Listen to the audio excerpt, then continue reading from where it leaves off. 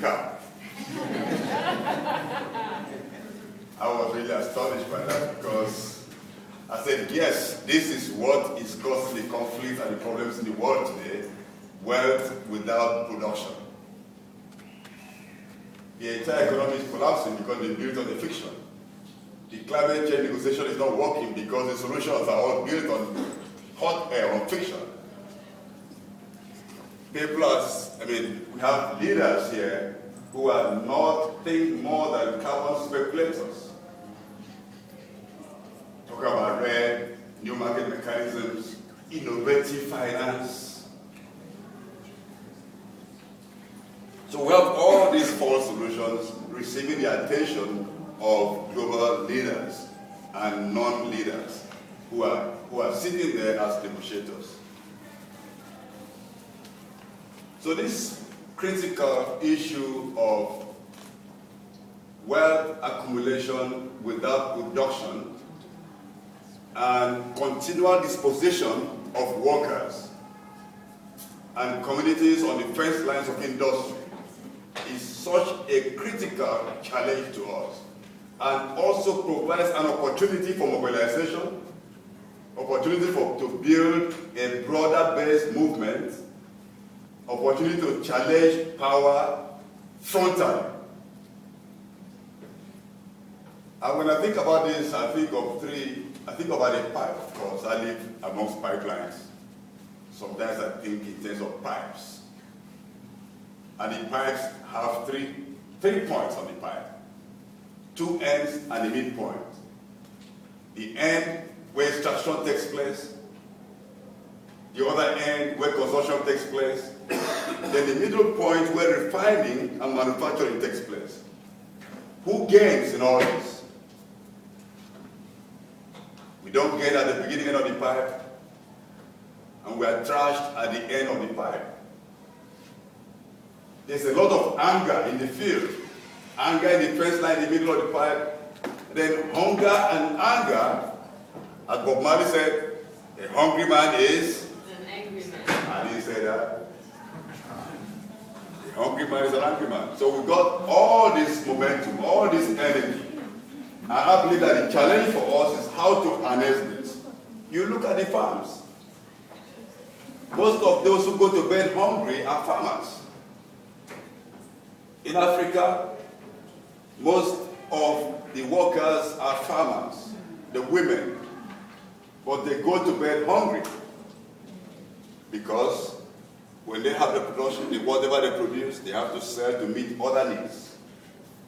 They have to meet the health costs of the children, the running costs of the family, the education cost. Then when it's time to put food on the table, nothing is left.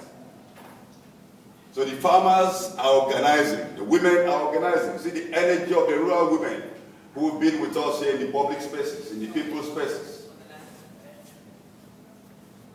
But who is gaining from the farming?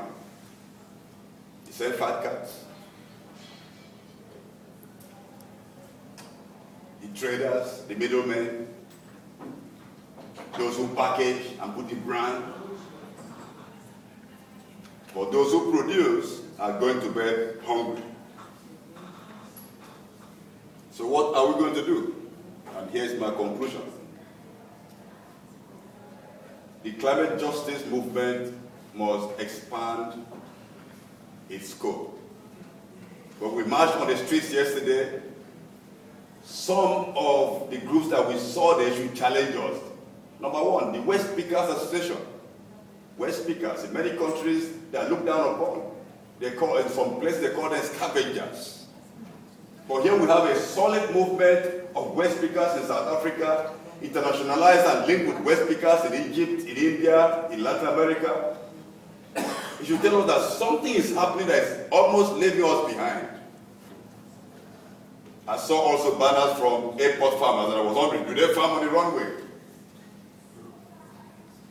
We have very interesting grassroots groups that need to be brought in, and labor, especially labor, because labor will challenge the employers, those who make massive wealth from the reproduction of labor, I mean, it's so surprising that the more industry rationalizes and drops workers, the more they declare higher profits.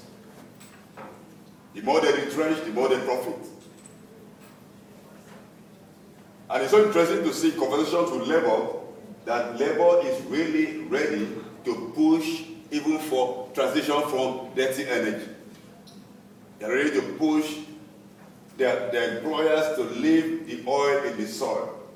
They're ready to push for movement away from coal in a way that doesn't mean shut down the fact. It doesn't mean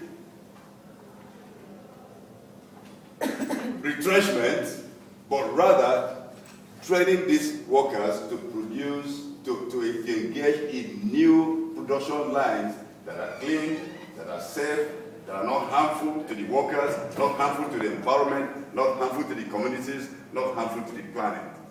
And I think this is the opportunity we have to broaden, to bring in, to have more conversations, and to work together for the future of our planet. Thank you for your attention.